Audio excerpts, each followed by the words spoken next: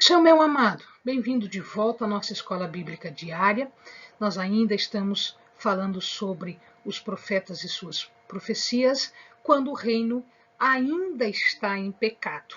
Hoje a gente vai fechar esses profetas e já vai dar início quando o reino está restaurado, quando eles voltam da Babilônia. Então, pega a sua Bíblia, pega o seu caderno de estudos, ora o Senhor. Pede a Ele proteção, pede a Ele sabedoria, entendimento, conhecimento, discernimento. Vem conosco, vamos falar sobre os profetas e suas profecias no reino em pecado restaurado. Ainda um último profeta, quando o reino em pecado, é Obed. Obed, ele vai participar de um episódio em que o reino de Israel, que ainda não caiu, ele vai tratar em guerra contra o reino de Judá. E Israel ganha esse confronto, este conflito, eles ganham esse conflito e ele acaba pegando 200 mil cativos de Judá. E ele estava levando estes cativos, prisioneiros para Israel, sabe-se lá para que efeito, para que punição. E Obed, então, ele intervém nesse momento, dizendo o seguinte: você já tem pecados suficiente, você não vai querer colocar mais um pecado grande desses, na conta dos seus pecados, diz o Senhor. E aí o povo pensa e ele diz: não vou querer mais este pecado. E aí eles libertam os cativos de Judá. Bom, agora o que nós temos, esse era um último profeta que ainda restava do reino dividido. Agora o que acontece?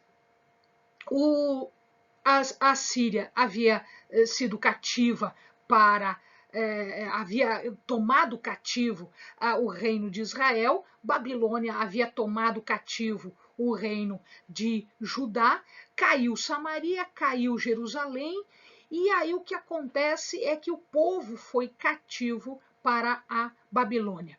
Então, nesta fase, alguns profetas começam agora a surgir exatamente para profetizar esse reino restaurado.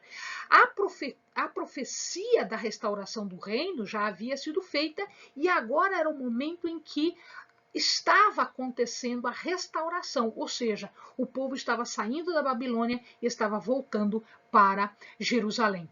Zacarias é um dos primeiros a prever a reconstrução do templo de Jerusalém e a prosperidade da cidade de Jerusalém, exatamente naquele sentido que os profetas antigos haviam dito que haveria de acontecer essa restauração.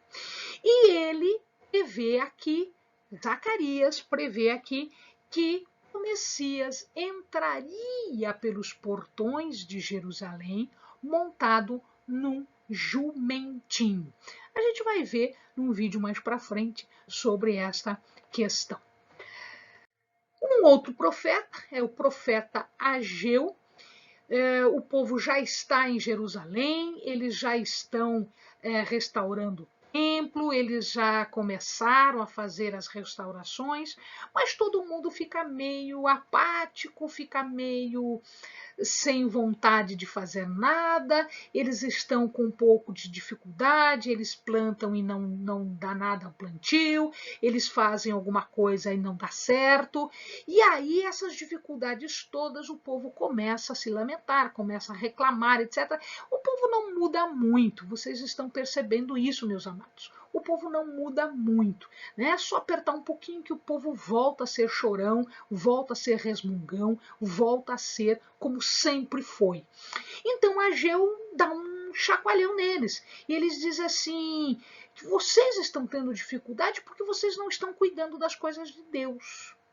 Primeiro as coisas de Deus, depois as coisas de vocês. A partir do momento que vocês terminem de restaurar o templo, a partir do momento em que vocês cuidem das coisas de Deus, as coisas particulares de vocês vão dar certo. Então ele dá aquela injeção de ânimo, aquele puxão de orelha necessário para que o povo faça o que tem que ser feito. Né? Ou seja, se preocupe com as coisas de Deus, não com as coisas particulares, e para de reclamar que as coisas estão ruins, mas não faz nada para o reino de Deus.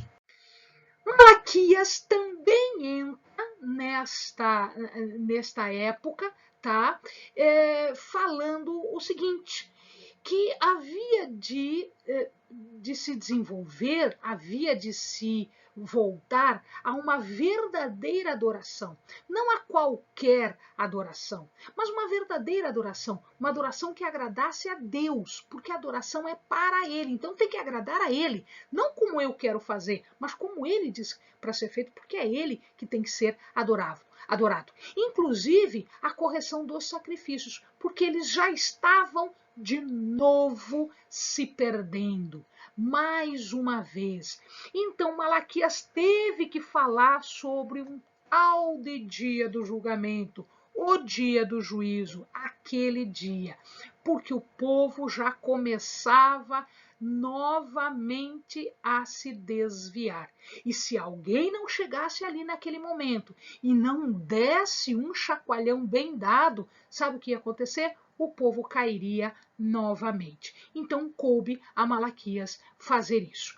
E ele prevê aqui uma coisa interessante, que ele prevê a volta de Elias, do profeta Elias. E este profeta iria abrir caminho, preparar caminho para o Messias. E aí, ao final, nós temos Joel. Joel a gente não sabe.